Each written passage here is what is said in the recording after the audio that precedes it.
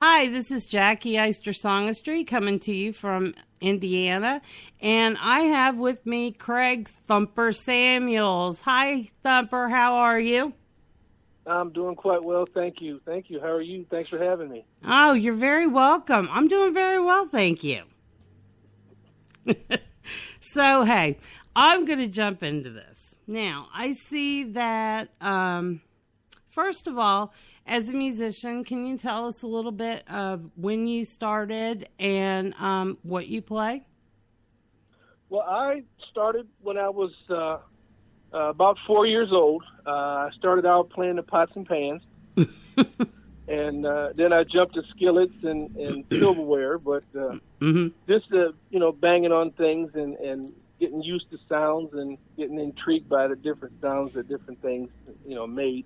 And from there I just kind of grew, and about the age of 7, I picked up the clarinet because it was a hand-me-down from my brothers. I have 2 older brothers that are big sports fans, but when we were growing up, my mom wanted us all to try something musically.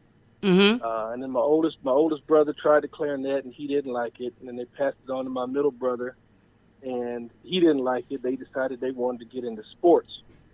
And so it got passed down to me, and, I realized the sounds that it made, and I just kind of took a liking to it.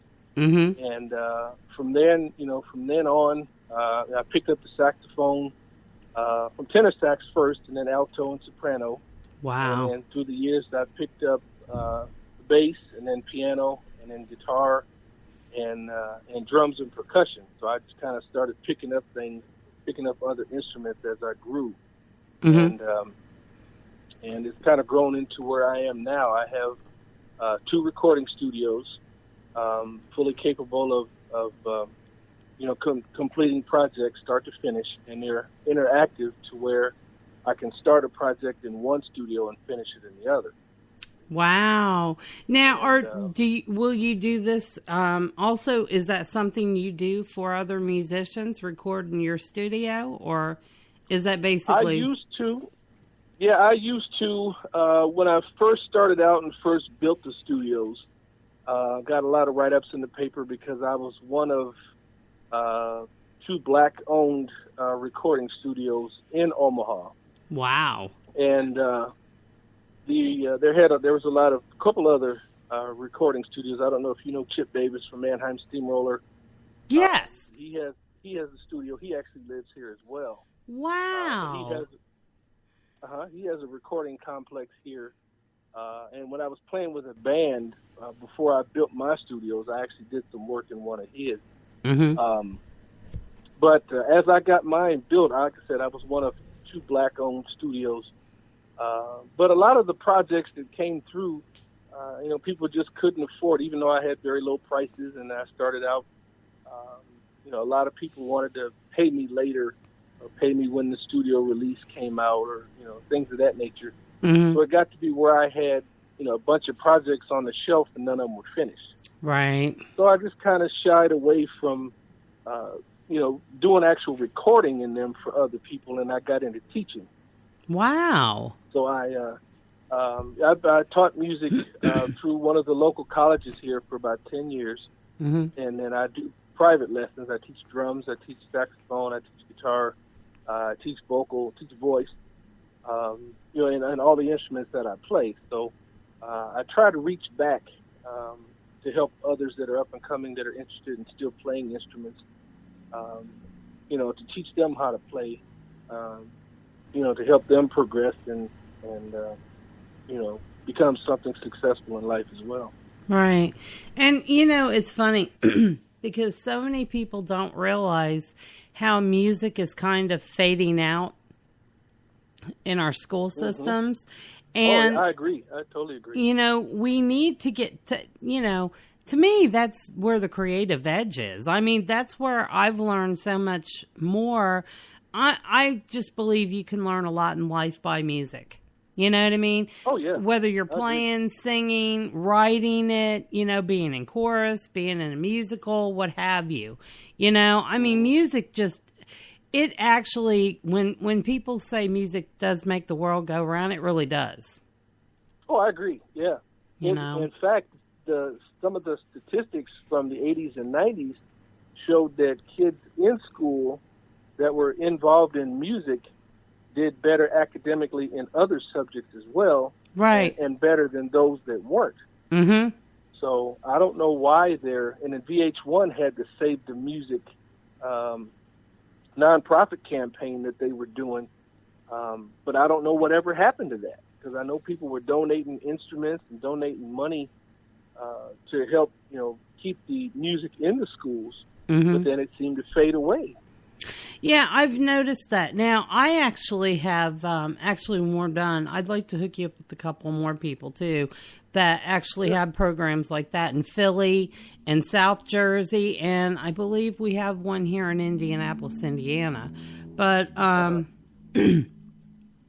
so you have the United for Love Entertainment, and you are the founder and owner of that. Yes, ma'am. I created that shortly after I built my record label. I have an independent record label, which is Thumping Hard Records. And the Thumping Hard is the actual studio side where I do all of the recording. And like I said, I used to for other artists. That kind of faded out because, people wanted to take advantage and people, wanted to pay me later and things of that nature. So I kind of shied away from that. I do more, like I said, I do all of my own work with that label, and then I also submit movie scores and music for soundtracks for movies and things of that nature. But United for Love Entertainment is the side where I do all of the booking. I book other bands sometimes. I do a lot of my own bookings, create shows, a lot of benefit concerts that I do. I do a concert for hunger where I have people bring in canned food items as admission to the show and then donate that to the food bank around Thanksgiving time. I also do a show called Toys for Tunes. Wow. I do first part of December, and I have people bring in toys. And I donate those toys to the terminally ill kids in children's hospitals and things of that around town. Oh, that is wonderful. I do a Mother's Day tribute I do during Mother's Day, and I also have a Concert in the Park series that's going on 11 years now, that runs from May through October on Fridays in 3 different parks here in Omaha. Wow. So I spend a lot of time, and I invite other musicians to come in and play with me, feature them, to give them exposure. So I do quite a bit. I like giving back to the community. That's one of the my favorite things to do. Well, it sounds like you're doing a lot for them. That is awesome. That's just terrific, Thumper. I'm glad to hear. And the thing is artists like yourself, I know quite a few that are, not only have they done well, but they're also one of the first ones, and they don't care if they only have a guitar pick.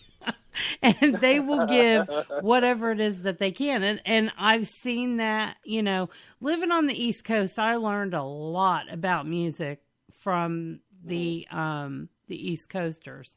Wonderful, wonderful musicians in New Jersey, Pennsylvania, Delaware, New York, amazing musicians. And I learned a lot of everything that I know basically on the East Coast. You know what I mean? And I did learn a little bit when I was growing up in Southern Illinois. I sang in church and everything, but not like I did out there. But now that I'm back, oh my goodness, I'm just like in my heyday right now because I'm getting to meet, wonderful people like yourself and, all these great musicians out here that I honestly, if I hadn't gotten back into doing this, I would have never known any of you guys were here. You know what I'm saying? Oh, yeah. And, now I can add, what I have that I found in you and others and be able to pass it on. And that's just, to me, that's just awesome that I'm able to do that, Yeah. I like doing that, too. I like networking with just as many, musicians from different places. I'm also working on it's an idea right now, and I'm going to copyright the name, but I call it JADA, which is JADA, and it's Jazz Against Domestic Abuse. Wow, I did read something about that on your page. Right, and I'm incorporating that because I want to go around the country and talk to domestic abuse victims, women's shelters, men's shelters, for same-sex marriages and same-sex partners and things of that nature. But I want to raise awareness to that particular subject, if you will. They don't talk about it a lot. If they do talk about it, they talk about it big for a minute or two, and then it kind of fades away. But I really want to raise awareness to that, and I want to do it through jazz. And because I know a lot of older people listen to jazz, a lot of younger people are starting to. So I want to capture kind of both audiences. You have younger people who are going through domestic abuse that don't listen to jazz or not familiar with jazz. So together you can kind of incorporate both subjects, and you'll have your public speakers and stuff that speak on the subject. So it's kind of a dual task, if you will, to introduce people to where they can go to get help for if they're in a domestic abusive relationship or things like that. And they can also be, familiarized with jazz and how jazz works and how things come together. Absolutely. That's one of the other things. Yeah.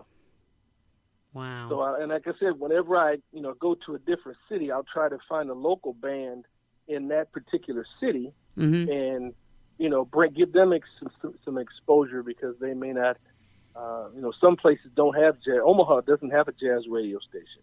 What? I don't think Minneapolis does either. Yeah. Are you kidding me? Wow. Nope. Yeah. I don't think Minneapolis does either. And there's probably a few others that don't have jazz radio stations. So I want to raise awareness to jazz. And some people, I hear it on Facebook and some of the social media sites, that jazz is a dying art form. I've heard that more than once. And actually, I'll be honest with you, I loved jazz. And it's not to cut you off. I love jazz. I really didn't know anything about it until I started writing with a good friend of mine and co-writer, Frank Mayone, which Frank went to school for music, but he's basically jazz and blues and whatnot. They basically that's what he's always played. And, like soul music and stuff like that. So that was my first time. I used to sing the blues, but I did heavy metal. I mean, yeah. So, I'd get in there and he was like, wait. Oh, no. You don't need to scream that note. You need to sing it. And I'm like, right. But I am singing it. No, you're not. Oh, no, you're not. So, yeah, when you talk about jazz, I learned so many different things from Frank because I was like, well, wait a minute. The kind of jazz that everybody's playing at once, they don't know. And he goes, Jackie, that's fusion jazz. And I'm like, okay, so that it has a name to it. And I used to laugh and he'd go, yes. And, that's Latin jazz and this is this. And I'm like, wow. And you don't realize how large jazz really is, and the different varied combinations that they use. So, gosh, yes. And I'm behind you 100%. We need to bring jazz full front center. I agree. And they don't realize that how many other genres of music have grown from jazz. Right. And a lot of people don't realize that. Your rock,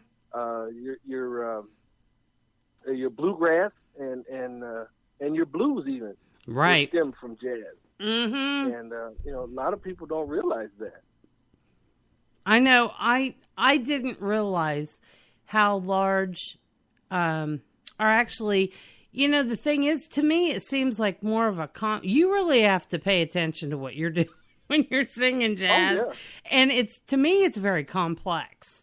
But I loved it so much. I didn't care. I wanted to learn, so I could sing like when I sing this way and then singing this, it's considered jazz. He's like, yes. And I'm like, wow, I actually sang a jazz song. Really? No kidding.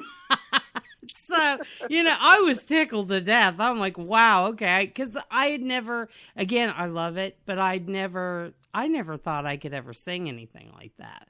But I'd pulled it off, yeah. So, But anyway. You can do anything you want if you put your mind to it. I tell my students that, I tell other musicians that, and, I've heard friends of mine even that used to play, oh, I quit, I gave up. I hate to hear that. Well, I hate to hear a musician say I gave up or I quit or I wasn't going nowhere with it or, it wasn't working or, you got to keep trying. Right. And see, that's another thing. That's another reason why I created Jackie Eister Songistry. Do you realize I found several musicians that were just like, you know what? I haven't had a hit on nobody's come to do this or do that. I'm listening to all their music going, oh my goodness, why? Well, all my friends and family, they've heard it already. So, and I'm like, how come you didn't put it out to other like websites and stuff? Oh, I don't know how to do. I don't have time for that. And I really don't know how.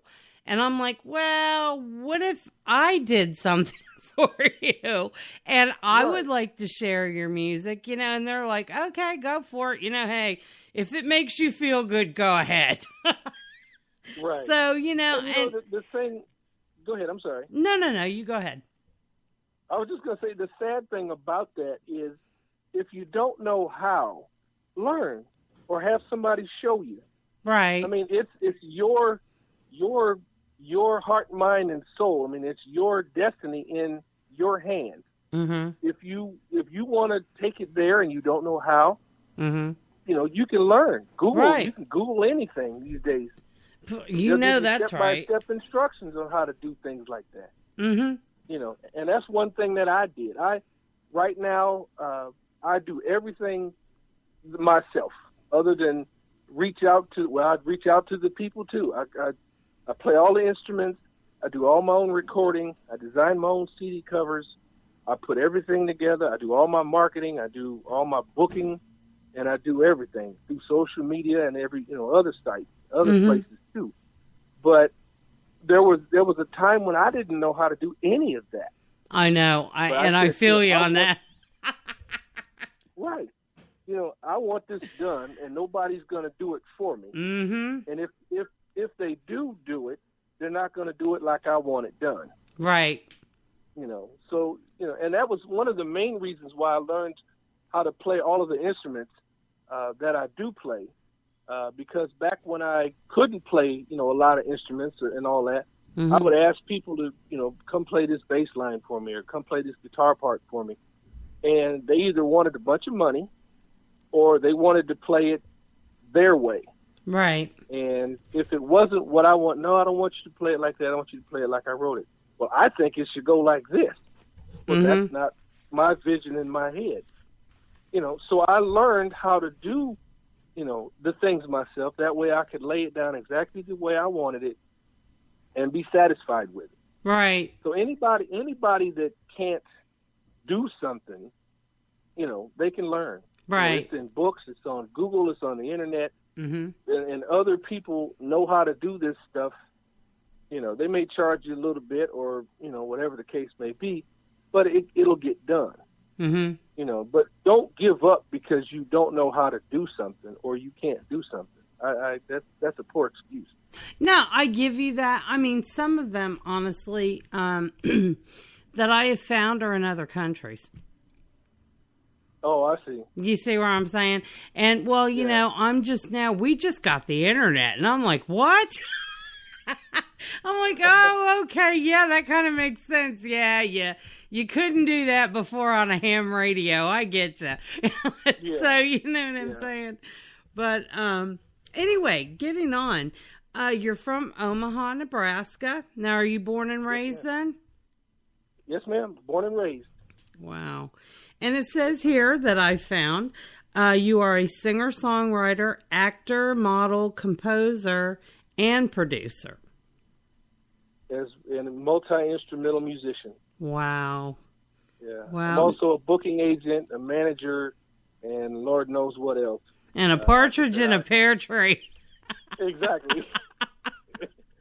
That's awesome. Now, do you have any films or anything like that you've been in? I was in About Schmid with Jack Nicholson way back when that came out. Mm-hmm. I was also in Up in the Air with George Clooney back when that came out. Mm-hmm. And I've done 2 commercials with Larry the Cable Guy. Oh, no.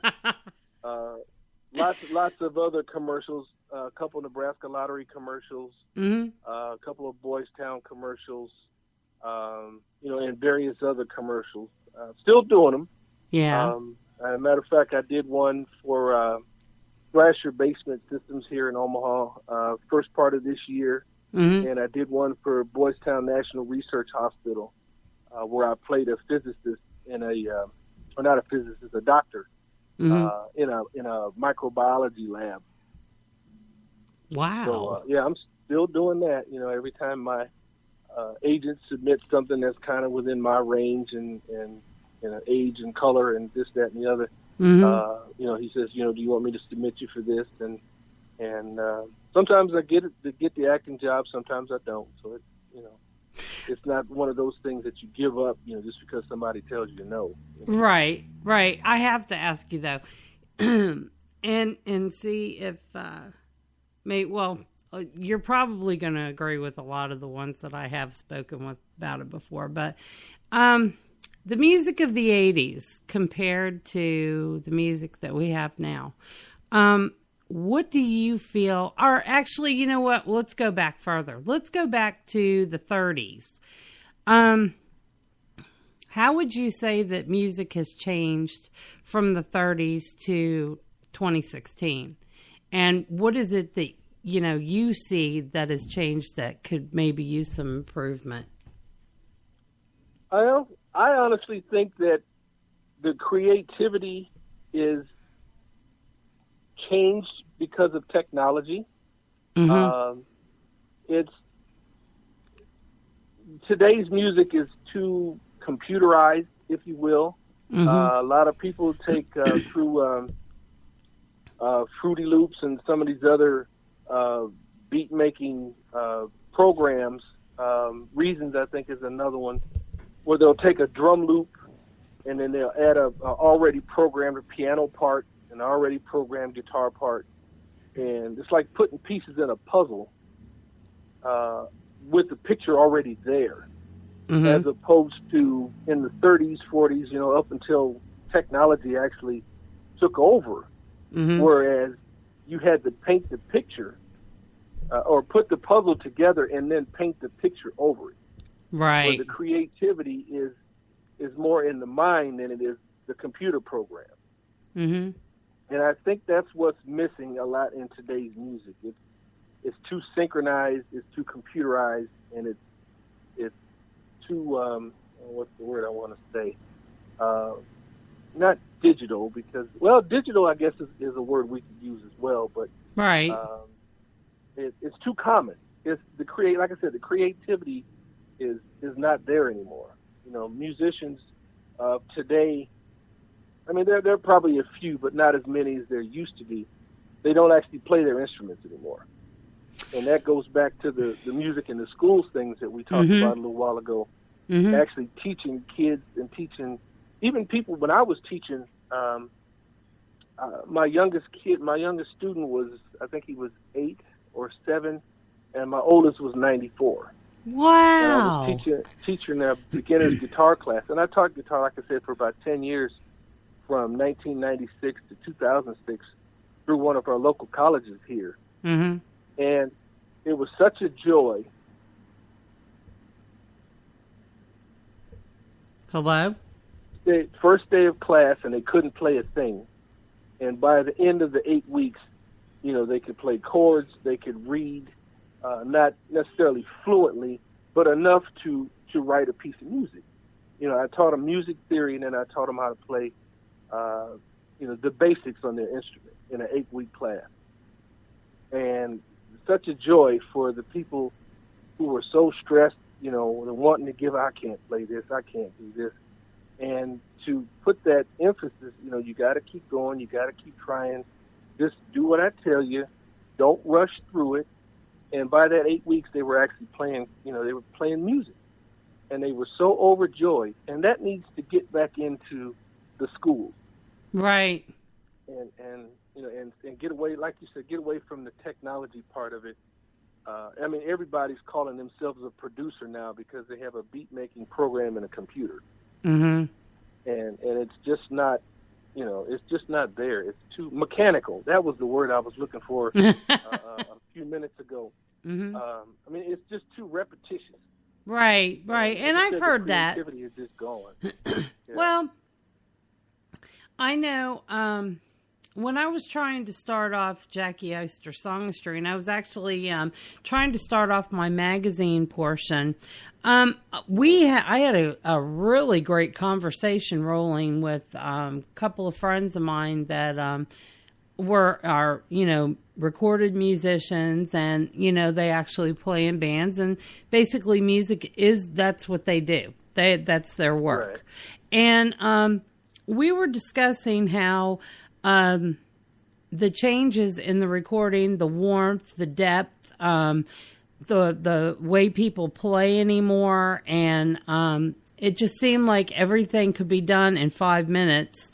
I know that, when I recorded with Frank, he told me, he made me do all my own harmonies. And right. I was like, no, you got to switch for that. And he goes, oh, I do, but you are going to sing your harmonies. And I said, but sometimes there's 4 harmonies. And he goes, get cracking, sister. That's right. So, I was like, wow. But what he did was, and he explained it to me later. And actually, I had just talked to somebody not too long ago that it had actually explained, because I had been upset. People were saying that people were saying I was, some of my voice was created in the studio, and I got very upset about that. I worked very hard. All those bad notes that I had to make right. And he told me, he said, first of all, he said, what I did was he went in and he, like if I, said S too long, he went in and shaved some of that off and went in and did little things. He said, Jackie, there's one thing you have to realize. Any professional CD, and if you want to put music out for the radio station and for people to want to play and listen to, he said it has to be fixed correctly. He said, I'm not changing your voice. I'm basically making it better. And I said, but doesn't that? He said, no, it's the tricks of the trade. That's what they've been doing since they started recording music. And I was like, nobody goes in, exactly perfect. There are those that did, like Karen Carpenter, but I am not Karen Carpenter. So, but I understand what you're saying. And it just seems like, I don't know. When you listen to those old recordings where they had the real, you know what I mean? That sound, you'll never capture that sound in a digital studio. I don't care. You can remaster all that stuff all you want, but I know the albums that my mom and dad had, some of them said mono on top. Oh, yeah. You know what I'm saying? I agree. So, analog versus digital, too. Mm-hmm. Absolutely. That analog sound that comes from the 60s, 70s, and even the 80s. Early parts of the 80s had that analog sound. Right. And it sounded more like a real recording. Mm-hmm. It seemed like it had that bottom, like the bottom was fuller.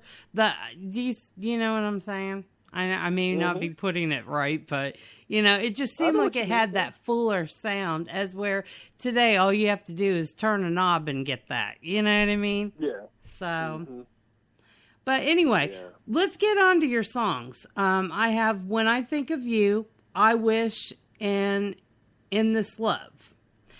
In This Love Together. Together, okay. Sorry about that. In This Love Together. Okay. Now, tell me about each of the songs and what made you choose them to do. Well, I admire and highly respect all of the artists, not only them, but the artists that I chose to make smooth jazz versions of one of their tracks. Mm-hmm. I love Janet Jackson to death. Oh, me too. The great Stevie Wonder. But I wanted to pick songs that I felt had a strong message, that they did. I don't do very many cover tunes, but, I did one for Mr. Johnny Gill. I did one of his, too, that was compared to Mr. Gerald Albright's version. He has a saxophone version, where I have a guitar version. Mm-hmm. But I just wanted to give back and say thanks. I learned so much from listening to your music, from watching you, and your inspiration. Just my way of saying thank you. And they say that flattery is the best. What's the phrase? The best way to honor someone. Right.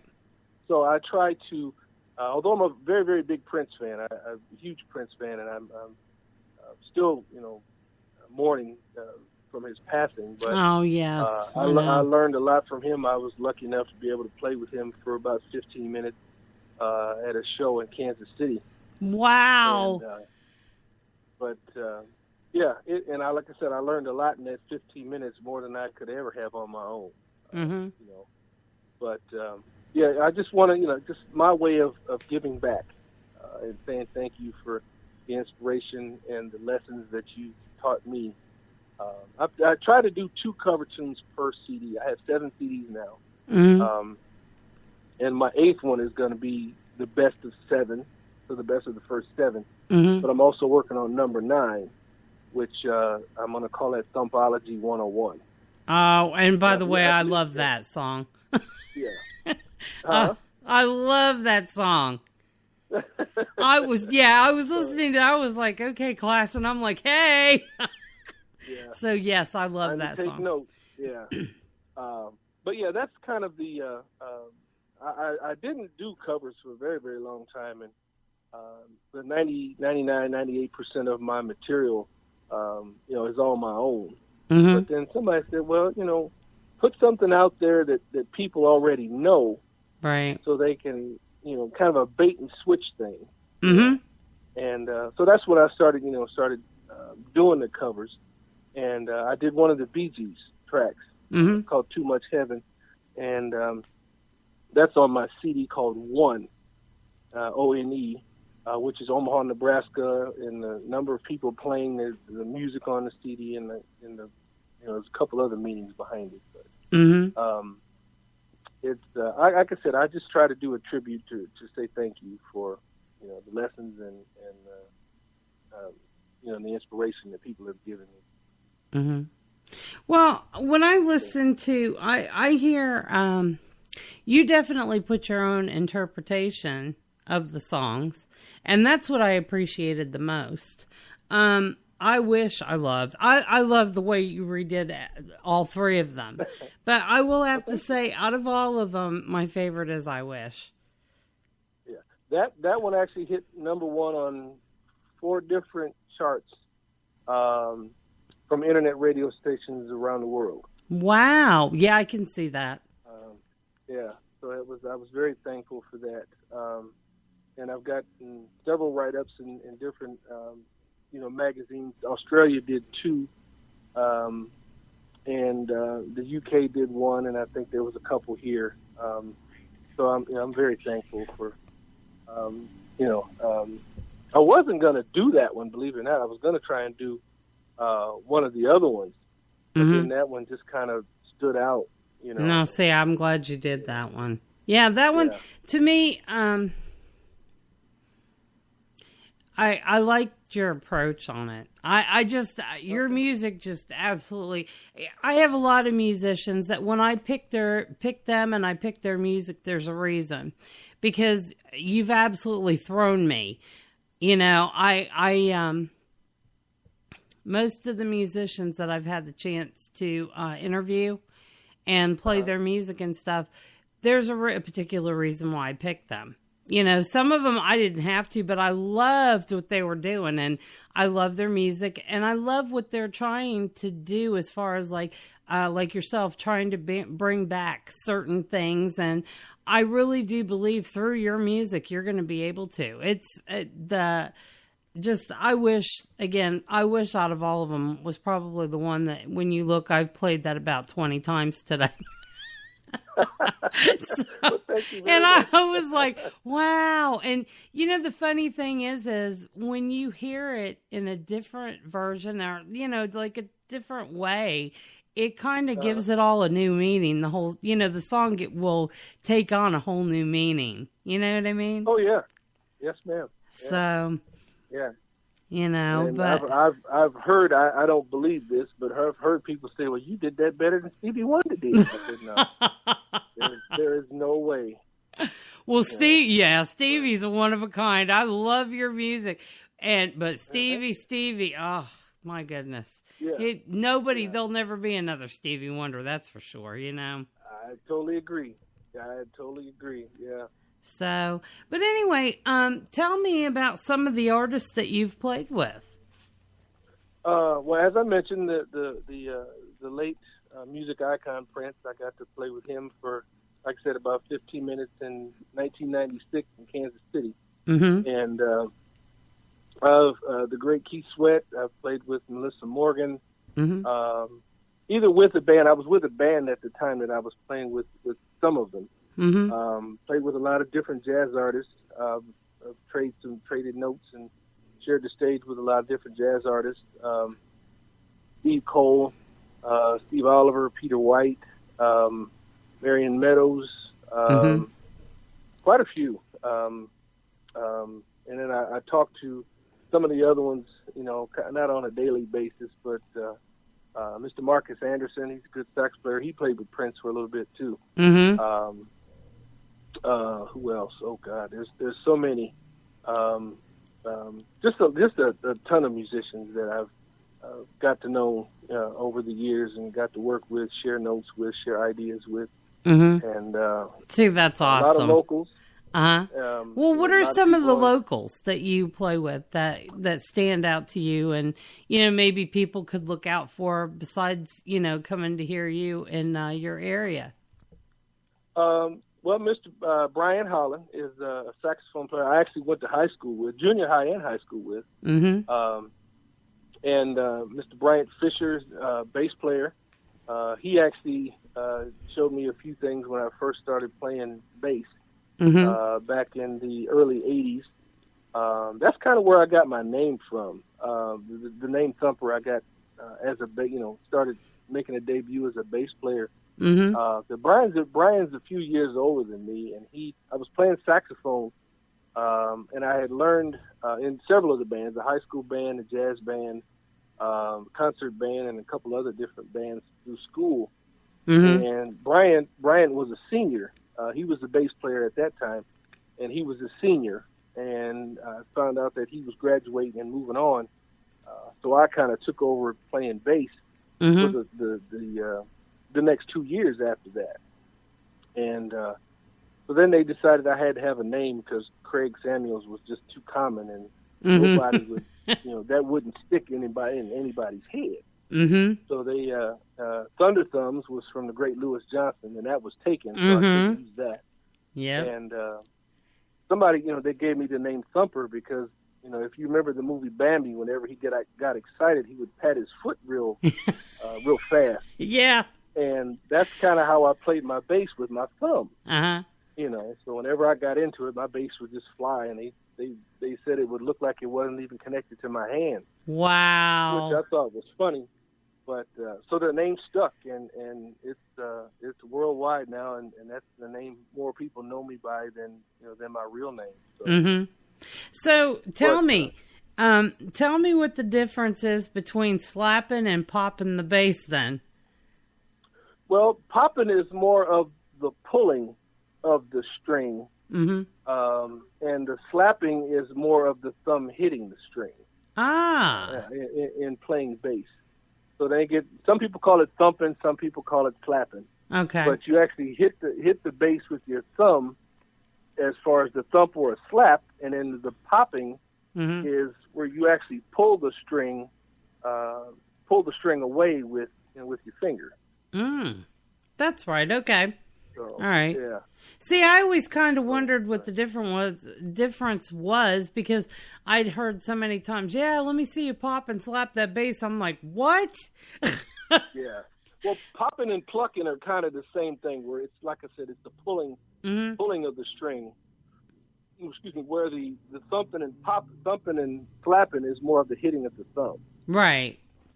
So, I mean, depending on where you live, in the country, the East Coast calls it flapping, the West Coast calls it thumping and plucking and popping, and names just kind of go out, they spread out all over the place. So, all right, now you just kind of have to mix and match and do what you do.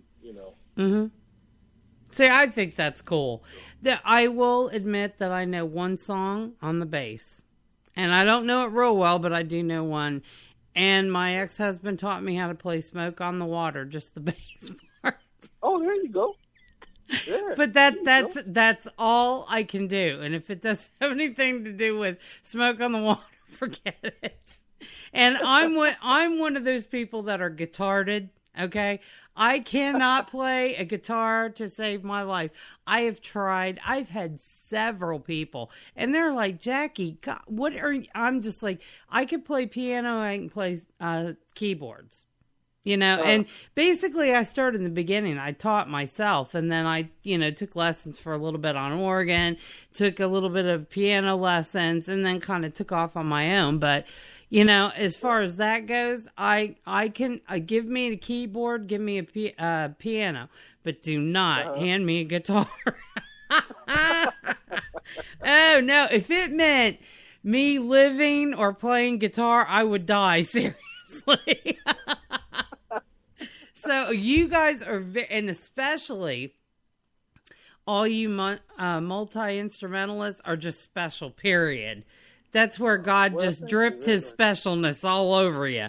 Because I just, people that I know that play a multitude of instruments, drums, bass, this, that. But then it kind of makes sense. Because when you play drums, then you naturally, I guess, can pick up the bass easier when you play drums. Am I right? Not necessarily. It's two different sets of coordination, if you will. Guitar and bass are have a lot in common. I mean, as far as the rhythm part of it goes, drums and bass kind of go together to a degree, but it's totally. I wouldn't say drums and bass kind of go. They don't mix together. Like I said, other than rhythmically, but. It's because when you're playing drums, you have 4 different limbs doing 4 different things. Right. And when you're playing bass, it's just a matter of coordinating the right hand with the left hand. Which is something I can do. And it can be done. Like I say, if you can play bass, then you can play guitar. There's only 2 more strings, and that's really it. But to me, unless you get it in the theory, then it's a little different because you have a treble clef versus a bass clef. But if you're just playing by ear, if you can play bass, you can play guitar. It's not that much different.